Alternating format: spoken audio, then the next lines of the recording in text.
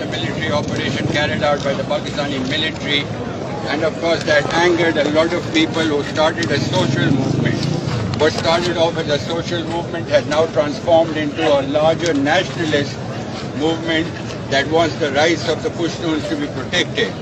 PTM stands for the protection of Pashtuns. They want that the government should now remove those checkposts in the tribal areas. They want the demining of their area. They also want to know what happened to the missing people. So this social movement has now become a major challenge for the government in Islamabad, which of course has reacted by banning them. But the pressure is so much that the government has had to relent and have now allowed the Jirgah to take place.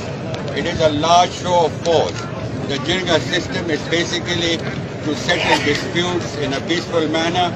It encompasses the leadership of the tribes, who of course work on the basis of wisdom and try to resolve outstanding issues through consultation and by taking the people's will into play. So it is going to be important to see what becomes of this movement in the next few weeks and months. It is a big challenge for Islamabad, and the government will be well advised, according to experts, to try to negotiate a peaceful outcome rather than using force. Kamal Haider, Al Jazeera, Khyber,